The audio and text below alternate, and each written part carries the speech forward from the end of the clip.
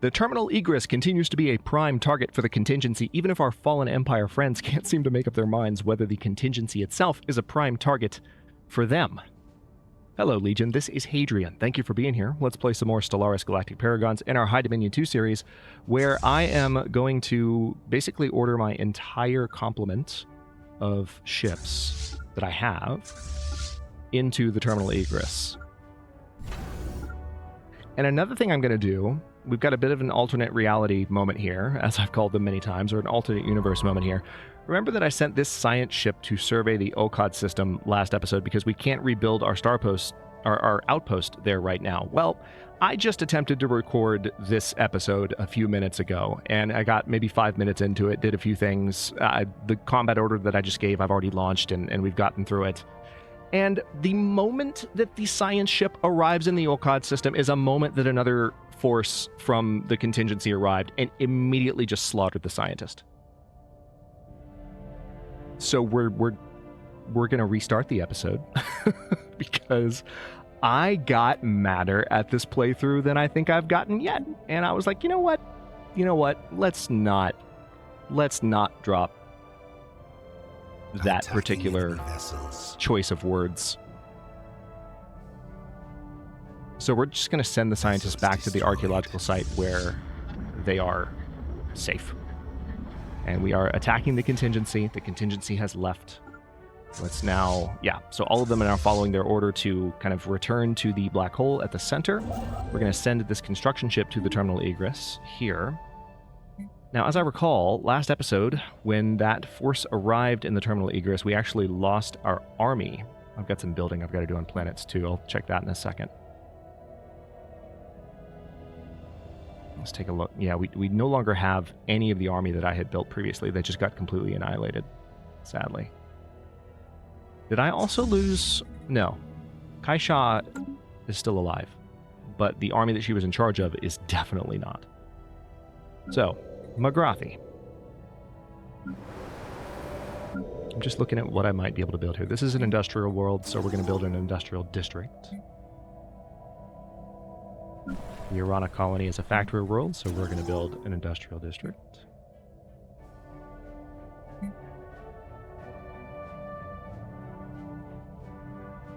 Right now, what I'm trying to do is just focus on defeating the Contingency so that I can assess what my options might be once this threat is dealt with, because they're just keeping me on my back foot constantly. And the AI, as far as like the Fallen Empire goes, like they're very helpful when they jump in, but they're very fickle, which is why the name of the last episode was literally Fallen and Fickle. Outpost rebuilt. Great. Thank you. Let's go ahead and rebuild these mining stations and research stations. So I'm going to go up to speed 2, and we're going to let that scientist go back and finish the archaeological site. I very much doubt that I'm going to get away with anything else in the OCOD system. So what I'm going to do is rebuild this research station here. Recall that last episode we did have an unusual event. Let's rebuild that starport. And do I need to rebuild the one in the terminal egress as well? I think I do. Where are you? There you are. Yep, need to upgrade you. And then we need to rebuild these fleets as soon as possible. How long until... Oh, I can. I actually have the ability to activate the relic now. I just need minerals. Stupid amounts of minerals. But I could totally do that. So hang on. Let's at least take advantage of that. Let's sell these to private collectors. Let's reverse engineer arcane technology. Nice. Research speed plus 10% for a good chunk of time. And then how are we doing on those, by the way? How many do I have? One. Yeah, I'm fine on these. So let's do military applications. Extra shield damage. Now, the main thing I need to do here, though, is go to the market. And... oh, nice. I wasn't expecting that to go so well, to be honest. So now... boom. 7k alloys immediately. Let's go ahead and reinforce as quickly as possible. Because again, they could come back through. Mega shipyard. Oh, God, look at the mega shipyard just spring to life. That thing has been a blessing. I can't imagine still even being competitive in this series at all. And for reasons I've already discussed, I'm not competitive in this series. The Soran Stellar Industries is 2.5 times my score. Which makes no sense, but, you know. All right, the Palisade Hirelings Enclave pays dividends. Nice. Get some research and some energy there.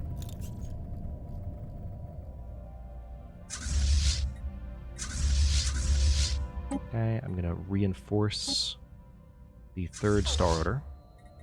And it looks like we now have a minerals shortage, which is kind of bad timing. Hang on.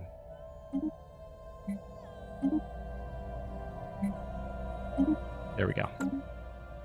We still have a shortage, but at least now we have quite a pile of them. All right, this is a mining world, so let's build a mining district. And that should help. Same here. McGrathi, I can't do anything. But that pop will relocate as needed. So yeah, we just need to continue. I mean, our alloys per turn are really, or per month, are really starting to increase, which is nice. I need to have a little bit more. Construction complete. I think some of the ships that need to be rebuilt in the 2nd starter. There we go. So the 1st and 2nd starter are already at full strength. We just need to wait for all of the ships to get there, including their new Titans, and that's going to be handy once they arrive.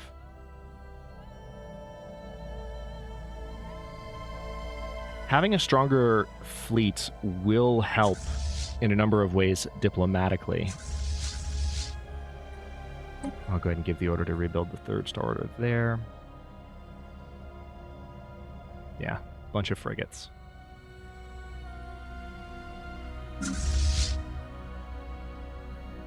Just need to wait. All right, the Titan has arrived. That's good. We're still waiting on the Titan for the machine world destroyed. Which one? Nice. So the one that was in the Larstal system, which is, I'm guessing, that star. The victory for the entire galaxy. That's a big deal. We've eliminated one of the machine worlds, and that's the Soran that did that. So maybe they can focus on taking care of the next ones. Now, I would love to be doing some of this myself, but I've spent the entire series fighting, so haven't really been able to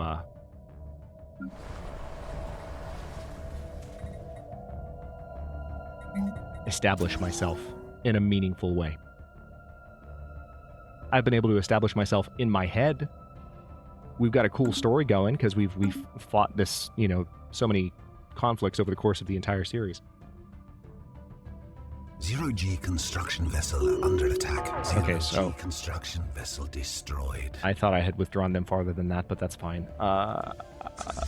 They're attacking that system again, which is unsurprising. But that probably means that they'll be coming through that gate soonish. I'll need to be careful about that. Also, let me take a quick look at my... I'll just close sectors entirely. Hang on. I've been closing these individually. What I need to do is just close them based on the top menu. Because I would like the list to stay open when I need to look at it, you know? Okay. Sectors, go away. Shipyards, go away. All right, so the 5th, the 3rd, 6th, salvage fleet, 7th, 8th. Okay, so there are no ships kind of hanging around where they shouldn't be. There are no, like, fleets that have gotten separated while reinforcing. And that's good. I'm happy about that. I'm going to give these ships the order to repair up, and hopefully they're going to be able to do that pretty easily. Let's go ahead. We're going to get a couple of shipyards built here, and then we'll do a fleet academy. And then I will, hopefully, upgrade that to something beyond a Starhold. Oh, hang on. We have research progress. Nice. More energy credits from jobs. Advanced shield hardener. Hey. That could actually come in handy, but so could the focused arc emitter at this point. Let's go ahead and add the focused arc emitter, because those can actually help against the contingency. I would like to have that option at this point.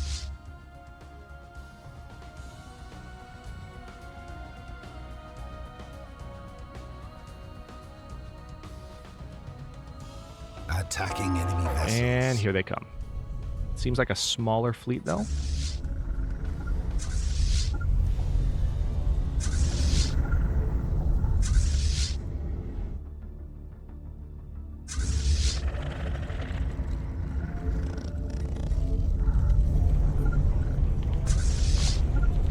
See, I don't even have the ability, really, to rebuild these fleets.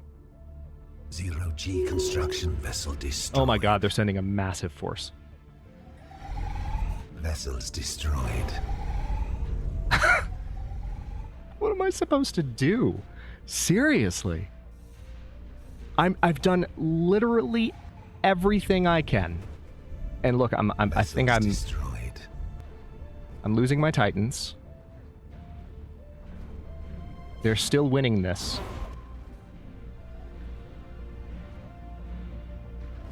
Vessels destroyed. Okay. We did win it.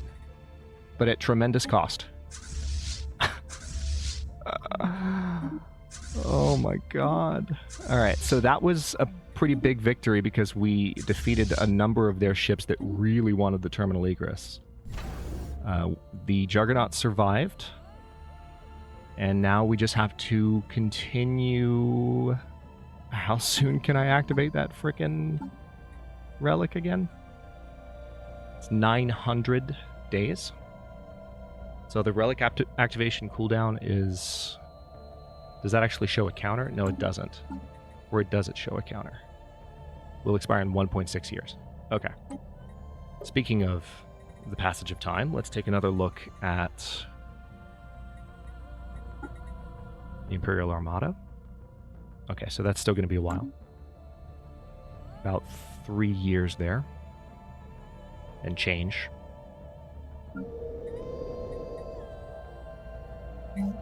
Okay, so here, I think there's a clear opportunity to build mineral purification hubs just to enhance the output of the mines we already have running on that planet. And actually, hang on, are any of my outposts or stations disconnected? Let's make sure that's not the case. All right, good. Looks pretty solid. What the heck am I supposed to do at this point? Just keep rebuilding, I guess. That's all I can do. How's that science ship doing? They're excavating the archaeological site.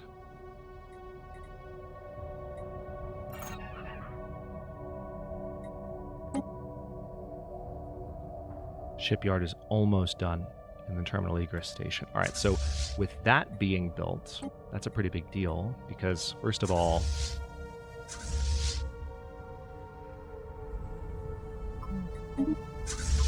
it means that my ships can orbit and repair much more easily than they've been able to in the past, which is positive.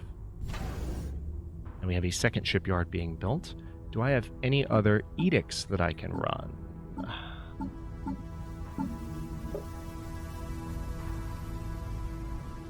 I've already checked this a number of times, but let's just triple check. It's mainly these that I want to look at.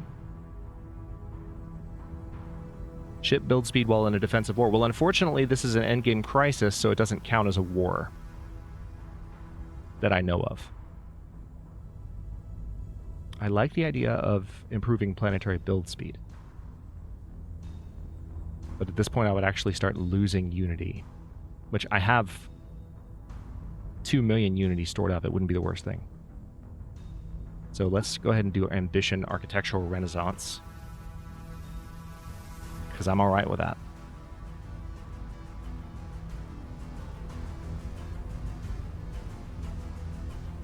And you know what? Let's do Scientific Revolution too. So if we can continue to accelerate in terms of our research progress. that could be helpful as well. Okay, so, yep, keep rebuilding. Man, the first and second Star Order just a few moments ago were completely... I mean, they had reinforcements on the way, but they were rebuilt. I had spent all the money I needed to, and now we're back to rebuilding them. Still haven't even touched the fourth one. Excuse you. What are you doing? Oh, you have a truce with me, so you can get a science ship in and check out that debris. Is that what you're doing? Or maybe not. Maybe... What are you doing, exactly? Where is this science ship? Are you investigating the debris? No. Oh, they're orbiting the terminal egress. That's weird. All right. So we can conclude this session prematurely. I'm just going to end it. Like, I'm not interested in letting that sit on the table. I don't... The mercenary stuff, I still have not brought myself to care about. That's an adjustment that I'll have to make off of the channel in terms of just, like, catching up to some of the changes that have made to Stellaris, that have been made to Stellaris. One of the main things that I'm going to be doing before my next Stellaris series is just really investigating this whole situation with how the meta of Stellaris is based around having subject empires now. The idea that this gives the Sovereign Stellar Industries 55,000 points, while I get no credit for any of the fighting that I've done or any of the subjugations that I've completed and then integrated. The line item is not there. I've already talked about it, so I won't go on and on about it, but I'm going to have to adjust my approach. And there's a part of me that is obviously stubbornly resisting because I don't necessarily in every playthrough want to have subject empires. I want to be able to integrate an empire that I have subjected and fully impose an imperial authority on them. And if I get punished by the game for doing that, that's a step backwards for the game, for me. To be completely frank about it. I don't think that that my score should decrease, when I integrate a subject. What's the point of integrating a subject if you lose credit in the eyes of the game? And, I think one of the best pieces of feedback that I've gotten since I've kind of voiced these concerns over the past couple of episodes, and I really agree with this, is, most Paradox games, especially, the ones based on just in the continental world itself, and like when you're playing Crusader Kings or Europa Universalis, like they're not victory based, they're goal based. So like you have a goal that you're trying to pursue, and you just say, I'm going to reform the Roman Empire, for example, and that's your victory, that's your win. Because it's a sandbox game, you play the way you want to.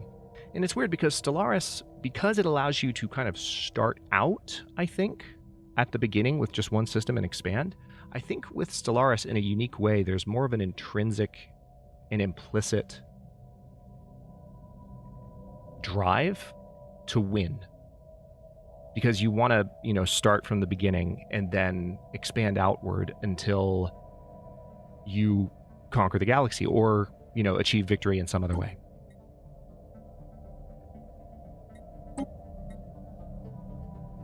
So there's clearly some adjustments that I have to make with regard to how to win in Stellaris, because I think I'm still playing Stellaris in an outmoded way, in an outdated way.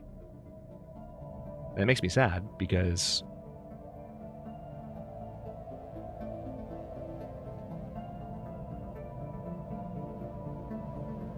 yeah, let's go for minerals from jobs, 2.5% extra. That could come in pretty handy, actually. Yeah, it makes me sad because, I think that privileging the subject empires this much in the victory meta doesn't make sense for Stellaris specifically. It's almost like a developer from EU4 or CK3 or CK2, whatever, came over to the Stellaris team and imposed kind of a philosophy on the endgame with the creation of, the Overlord expansion and the increased focus on having subject empires. That doesn't really make sense with the rest of Stellaris. That's how I feel about it.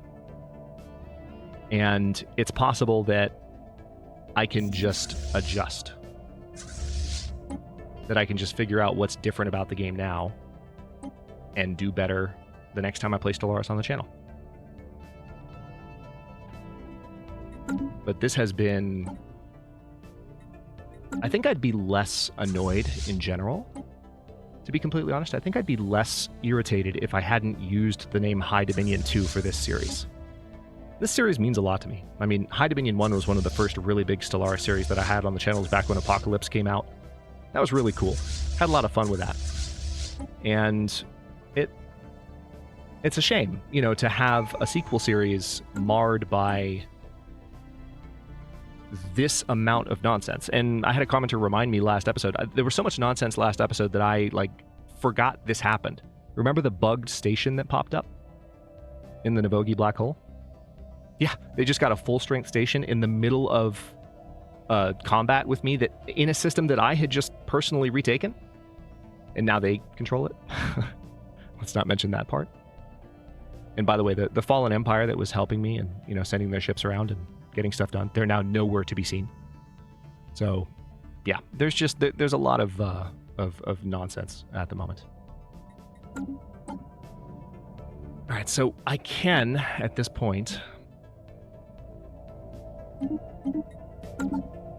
fire that relic again, and we'll get 8,000 alloy from doing that.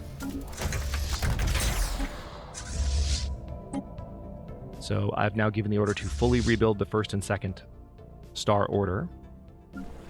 And Maleka, it looks like, which is a mining world, is going to build a mining district. Absolutely. Kelnick Colony.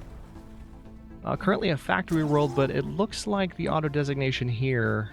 Yeah, let's go ahead and make this a mining world. Makes sense to me. All right, so New Syndar has been ascended. Let me take a look at what other planets I can ascend. First of all, I can ascend New Syndar a second time. Let's do that. I have so much unity, why not do it?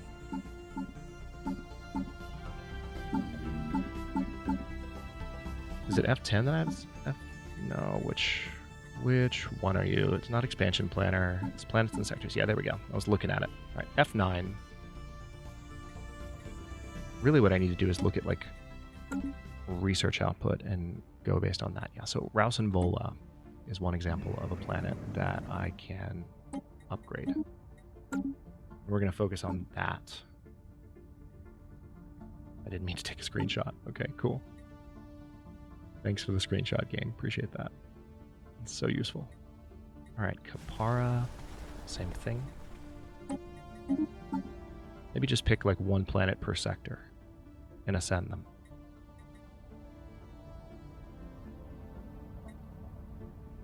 Oh wait, I was looking at the wrong number. Let's see. Yeah, Kelnick Colony.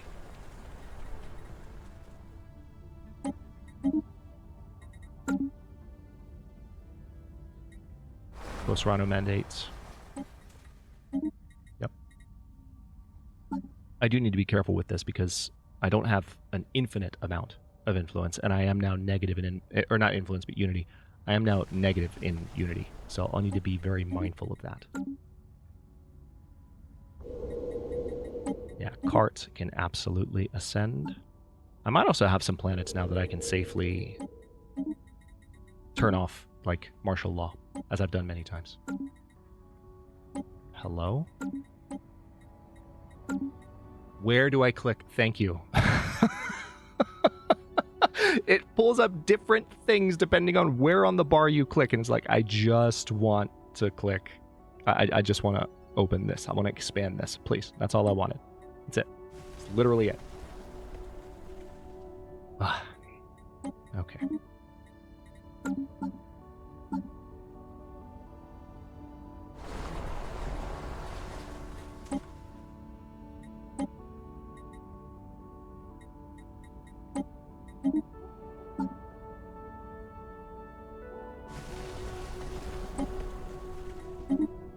Yeah, see, now we're actually below 1 million at this point, so I need to be very careful.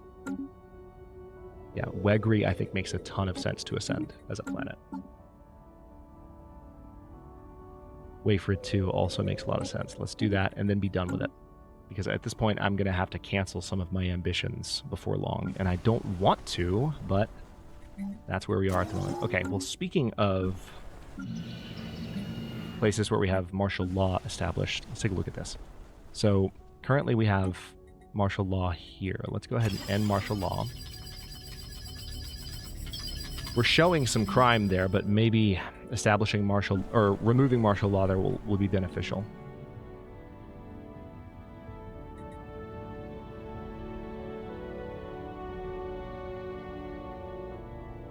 This does provide additional soldier jobs. So I just want to be careful not to do too much too quickly. This is a generator world. Although I think at this point you'd benefit more from a mining expansion there. So let's do that. Okay, and now we're just gonna go through and see if there are any that are still subject to martial law. Yeah, see, here's one that... Let's build a precinct house there. That's a little bit premature, but it's gonna need one.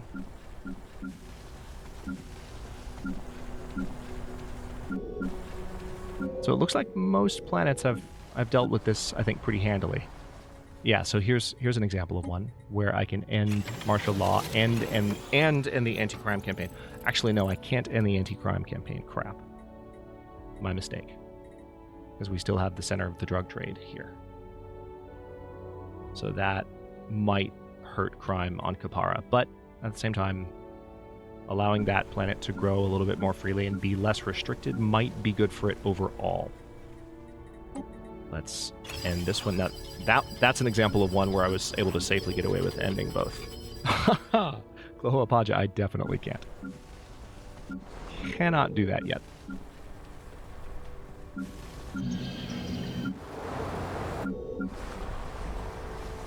Alright, so the terminal mandate colony.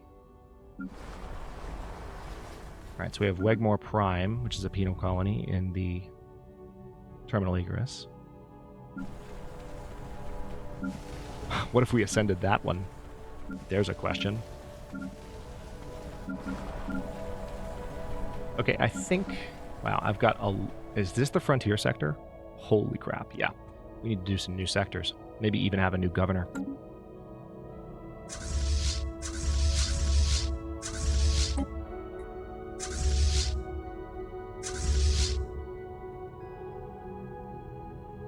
So I think I had a construction ship here, but it got destroyed in the latest attack. So I'm going to have to send one back, rebuild the mining stations again.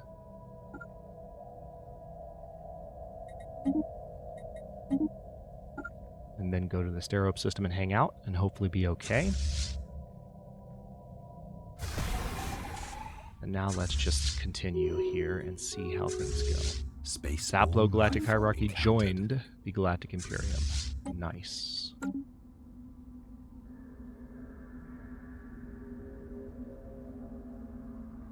Let me take a quick look at my...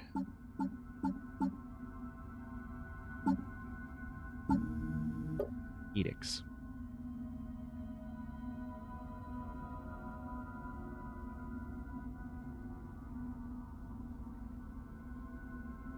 Yeah, I really feel like I need all of these. Scientific revolution, maybe not as much. Let's go ahead and turn that off. It hurts a little bit because I think there is a benefit to having that running. But maybe I can reactivate it after the contingency is not as much of a threat. But right now I just need to get my fleets rebuilt as soon as possible so that the next time they decide to jump into the terminal egress, I don't lose everything. Literally everything. Alright, Zaplo have opened their borders. I guess... Okay, fine. Yeah. I'll cooperate.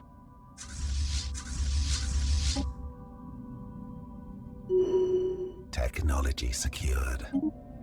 Defense platform damage plus 10%. Very good. Living metal mega construction and the ability to exploit the living metal resource. That's good too.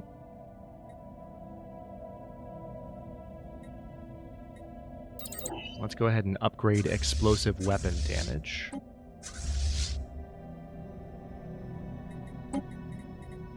Apparently I hit the upgrade button there without realizing it. Are you kidding me? Alright, does look like there's a Fallen Empire fleet here now, at least. So the Velutarians are maybe following these guys through. 0G construction vessel destroyed. Alright, and we lost another construction ship there.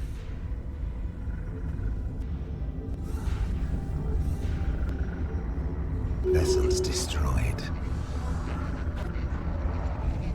Sphere of influence expanded. Order restored on Kapara. With the significant reduction of crime on Kapara, the planet's once pervasive criminal underworld has been reduced to nothingness. The population has been imbued with a renewed sense of safety and harmony. Yay. Fantastic. Vessels destroyed.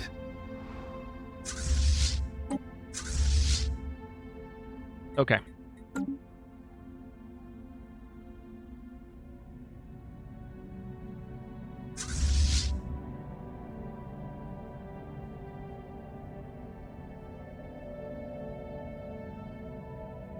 Here's what I'm going to do.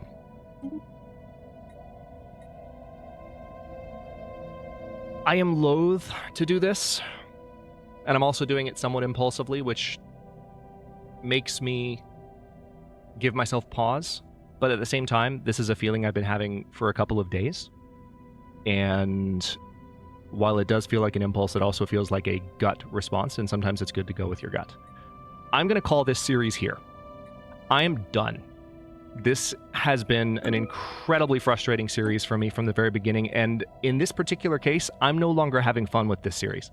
I am doing the same thing every episode. I'm just getting repeatedly beaten by the contingency. There have been bugs that have popped up that have made things, very challenging, to fight. That they shouldn't be that challenging to fight. Like a station appearing out of nowhere when I'm trying to reclaim a system and push forward defensively, doesn't make any sense. If it feels unsatisfying that we're going to call this series here and let this be the end of it, believe me, it's unsatisfying to me as well. But at the end of the day, on a more constructive note, just to conclude on a more constructive note, one of the things I've been thinking for the past couple of days, and it has to do with what I was saying earlier, but to take the more constructive angle, paradox games by their nature change over time. They have to be kept up with. And as I've mentioned in the past few episodes, and also mentioned in comments, I think that I'm still playing Stellaris as though it's 2016, 2017, 2018 maybe. And yeah, 2016 is too early. I'm still playing as if it's 2017, 2018. And we have the Overlord expansion now that really seems to have privileged, as we see with the Zoran Stellar Industries, subject empires. A lot. In a way that really makes playing this game the way that I've played it this entire series challenging even before all of the things that have happened to me during this series with the nonstop wars and these guys messing around. I really wanted to get back against the coalition of Jarell War, but at this point, I don't want to anymore. I have to be honest about that. Like, there's a part of me that's like still wants that satisfaction, but my desire to continue with this series has been decimated by the nonstop nature of the AI's aggression and by the imbalance of the scoring system. When I play any game that I play, and I still mean this constructively, this is just, I think, principle. It's not meant as a criticism of Stellaris specifically. It's more just like, this is something that's good for games of any kind, board game, video game, any game that we play. You need win conditions and lose conditions that make sense. If you win a game, you want it to make sense. You want to feel like you've earned the victory. You want to feel like, even if you don't necessarily understand everything, that there were things that you did that you either know you did or you're learning about, and that's why you won, and that's really cool. If you lose a game, you want to be like, oh man, my bad. I made this mistake, this mistake, this mistake, and this mistake. For example, 2 episodes ago, I chose Imperial Legions instead of Imperial Armada. Total mistake. There have been other mistakes that I've made through this playthrough as well. And my playstyle of Stellaris, you can make a lot of arguments that it just doesn't fit the current meta, which is exactly my point when I talk about needing to adjust and keep up with the extent to which Stellaris has changed. because I'm playing it like an older version of itself, and that's the primary reason I think that I have felt as frustrated as I felt. At the same time, Stellaris in particular as a game, I have to say, was frustrating me a little bit even before the channel went on its hiatus. I realize that might be a bit of a gut punch to hear a little bit, but it's honest. And I don't mean it harshly or negatively. And the reason is that Stellaris is incredibly subject to RNG. It was then, still is now. So you can just have random things happen, and it's happened in our kind of alternate universe moments that we've had where, like, I've stopped an episode because something really frustrating has happened. During, I think, Clandestine Curiosity, one of the times that happened, like, the Unbidden showed up 50 years early, kind of like how the Contingency showed up 50 years early here. That's another thing that kind of, that was really challenging about this, because we had just finished fighting the Grey Tempest and the Contingency showed up. But at this point, as much as I would like to continue, I think I can claim a moral victory over this series because we have declared ourselves Galactic Emperor and we are the sole member of the Galactic Council. At this point, the Contingency is just kind of a nuisance. They have stations that can appear out of thin air. The Fallen Empire is going back and forth, deciding whether or not it wants to help, so I'm getting an inconsistent experience with regard to how things are going overall. It's clear that the Fallen Empire showed up this time to a small degree, but at this point we've done 2 or 3 episodes in a row that are essentially just the same thing over and over, and that right there is the primary reason that I'm calling the series, because at some point, when I'm feeling like it's not really a lot of fun, it stops being fun to watch, it stops being enjoyable as an experience for the community, for the channel, and that's bad. So Stellaris is one of my favorite games of all time. I think I have some adjusting to do with regard to how much it's changed, and I'm going to try to do that off of the channel, because one thing about this, like this series, to speak about the channel a little bit before we wrap up, this series and the previous one, I just had a lot of random stuff happen while that series was ongoing, and then Paradox kind of surprised all of us. I wasn't necessarily going to follow Clandestine Curiosity with another series, but they're like, oh hey, guess what? We've got another expansion pack for you, like a month and a half, 2 months after the previous one, which is really cool. It was a great surprise, but at the same time, like, I have some other things that I would like to do with this time slot. And so on top of that, we've been launching the Discord, which has been amazing in our community, but it's also taken up a lot of time to kind of get that off the ground and get it rolling, and that's taken up a lot of my effort while this has been going. So the effect of that is my spare time has not gone into playing Stellaris outside of this series. All of the Stellaris play that I've had over the past 4 or 5 months is on YouTube. It's these recordings, with the exception of the ones that I've started and then stopped because of alternate universe stuff. So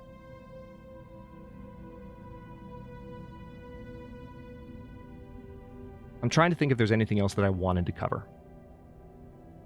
To circle back to that constructive note, Paradox games do change a lot, and they do have to be kept up with. And Stellaris has been one of not only my favorite games of all time, but also one of the biggest games on the channel. So believe me, I know that it's upsetting anytime a series ends prematurely. And I appreciate those of you who have been understanding about the frustration, because as I mentioned a few episodes ago, there's always the get good crowd that's just going to put the blame on me for not knowing what to do. And to some extent that's true, to some extent that's not true. I think a lot of my critiques are valid, or I wouldn't share them. So I'm going to take some time to kind of take those to heart and think about how I can adjust and what else I can learn about the current Stellaris meta before I do another series. That way, the next time we get going,